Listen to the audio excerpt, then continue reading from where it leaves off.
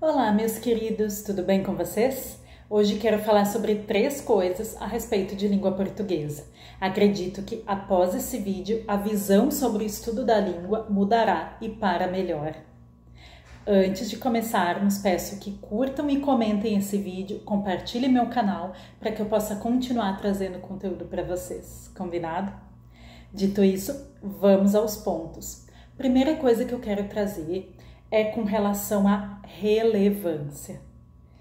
Muitos de vocês ou algum colega, talvez não necessariamente vocês, mas algum colega, já deve ter falado isso que eu vou dizer, principalmente na época escolar. Eu não uso esse conteúdo no dia a dia. Eu não preciso estudar português. Isso não faz parte do meu cotidiano. Você usa sim, e eu vou demonstrar. Vamos começar com uma pergunta bem simples. Você gosta de português? Por quê? Vou esperar até alguns segundos para que vocês possam responder.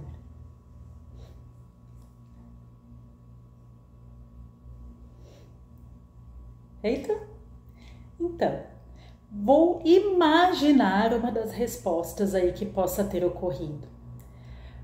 Eu não gosto de português porque é muito complicado.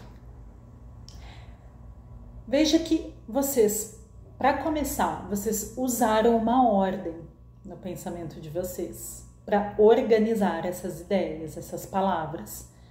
Vocês não imaginaram tudo isso solto. Português complicado, não, porque houve uma ordem.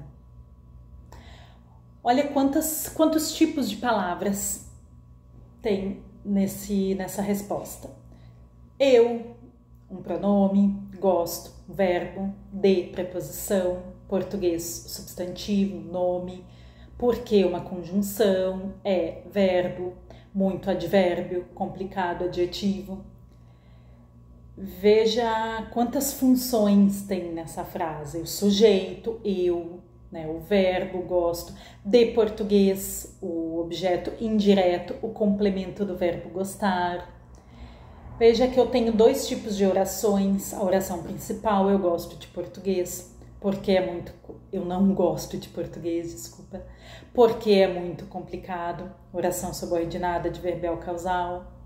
Então veja quantos conteúdos estão presentes em uma simples frase, uma simples resposta de vocês. Agora imagine no dia a dia em todo o conteúdo verbal presente no dia a dia de vocês. Tudo que vocês leem, conversam, escutam. Portanto, há muita relevância sim no conteúdo que a gente estuda de português. Ele é usado sim no dia a dia por vocês. Vocês não precisam, talvez, das nomenclaturas. Vocês não usam as nomenclaturas, mas vocês executam os processos envolvidos. Então, é muito importante ter isso em mente, a relevância do estudo da língua portuguesa. Vocês a utilizam sim. Agora, digamos que vocês queiram estudar as nomenclaturas, memorizar esses nomes, os nomes desses processos, desses termos. Aí vem o segundo ponto que eu quero levantar hoje, que o português ele é autodidata. O que significa isso? Que no próprio nome, muitas vezes, está o significado da palavra, o significado daquele conteúdo. Por exemplo, na frase anterior eu citei que havia uma oração subordinada adverbial causal. Oração é frase com verbo.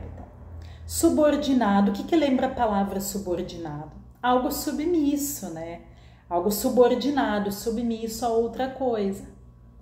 Adverbial, lembra advérbio. Advérbio, ad, significa junto. Vérbio, lembra verbo, junto do verbo. Causal, lembra causa. no próprio nome está a explicação. Isso ajuda muito na hora de estudar os conteúdos. Portanto, se ocorrer um branco, como se chama, na hora de uma prova ou na hora de escrever um texto ou algo assim, lembre-se de analisar o nome, a nomenclatura daquele processo, daquele termo. Pode ser que no próprio nome já esteja a explicação. Porém, mesmo estudando os processos, memorizando as nomenclaturas, vem o terceiro ponto que eu quero trazer hoje, que é muito importante: contexto. Vocês precisam sempre analisar o contexto em que as palavras estão inseridas. Por exemplo, se eu perguntar o que é amar, é um verbo? A maioria de vocês vai dizer que sim, vai pensar que sim, é um verbo. E realmente a classe gramatical original é verbo. Porém, veja nesse contexto, nesta frase: esse amar está me deixando louco. Esse é um pronome demonstrativo. Os pronomes demonstrativos, eles determinam, acompanham um substantivo muitas vezes. Nesse caso, a palavra esse indica que o amar não é um verbo aqui, mas sim um substantivo. Claro, vocês podem pensar, mas por que não usou um substantivo? Esse amor está me deixando louco. Veja que semanticamente há uma pequena diferença. Amor é o nome do sentimento. Amar é o processo, a ação de amar.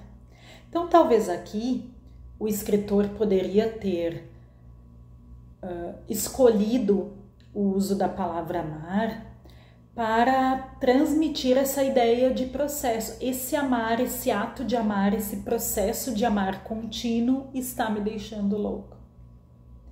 Veja como é importante, então, considerar o contexto. Aqui, amar não seria um verbo, mas sim um substantivo. Por isso, tenham em mente, exatamente pelo contexto, que nós não podemos fazer afirmações definitivas, categóricas. Por exemplo, usando sempre ou nunca. Nunca se separa sujeito de predicado. Mim nunca conjuga verbo. Nunca se usa vírgula depois do e. Vou dar outro exemplo de contexto. Veja esta frase: falta muito para eu terminar o livro. Essa frase está correta? Provavelmente vocês responderam que sim. E uma das alegações deve ter sido: não, tá certo, porque mim não conjuga verbo, tem o verbo ali terminar, então tem que ser o eu. Nessa frase realmente está correto. Falta muito para eu terminar o livro. O eu, nessa frase, ele realmente é o sujeito do verbo terminar. Ele está diretamente ligado ao verbo terminar. Falta muito para quê? Para eu terminar o livro. Agora, veja esta outra frase. Para mim, terminar o livro é prioridade. Para mim, terminar o livro é prioridade. Está certa essa frase? Talvez alguns de vocês estejam pensando: não, tá errado. Tem o verbo terminar ali, tem que ser o eu, mim não conjuga verbo. Veja de novo. Para mim, terminar o livro é prioridade. Nesse caso, o mim não está conjugando o verbo terminar. Ele está completando o sentido da preposição para. A frase está na ordem inversa, isso pode confundir um pouco. Vamos colocá-la na ordem direta. Terminar o livro é prioridade para mim. Agora ficou mais fácil de perceber, né? Que o mim não está diretamente ligado ao verbo terminar. Ele está diretamente ligado a preposição para. Terminar o livro é prioridade para quem? Para mim. No exemplo anterior, eu não consigo fazer essa inversão. Eu não consigo dizer para eu falta muito terminar o livro. Para eu falta muito terminar o livro. Ou então falta muito terminar o livro para eu. Não tem sentido. Então, essas duas frases exemplificam claramente que o contexto é que vai determinar. Logo, vocês precisam aliar, de um lado, o conhecimento desses processos, desses mecanismos da língua, de todo o conteúdo de língua portuguesa, associar aquele determinado contexto, aplicar o conhecimento que vocês têm desses processos dentro daquele contexto.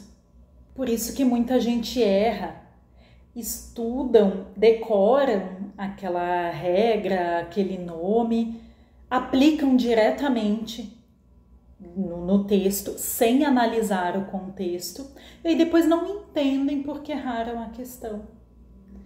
É muito importante sempre considerar o contexto. Vamos resumir os 3 pontos sobre os quais conversamos? Primeiro, português é relevante sim para a sua vida. Você utiliza sim os mecanismos, os processos. Você não usa as nomenclaturas, mas você diariamente, todos os dias, executa os processos da língua. Segundo, português é autodidata. Ele mesmo te ajuda, ele mesmo te dá dicas sobre o significado daquela matéria, no próprio nome. E terceiro, contexto. Analisem sempre o contexto. Nada ou quase nada é absoluto na língua portuguesa. Espero que o assunto tenha ficado entendido, espero que isso tenha motivado vocês a estudarem a língua, a perceberem a importância, a relevância dela no nosso dia a dia. E espero principalmente que vocês nunca esqueçam essa parte do contexto, certo? Por hoje é só, espero voltar em um próximo vídeo para falar sobre a nossa tão amada língua. Vamos estudar língua portuguesa?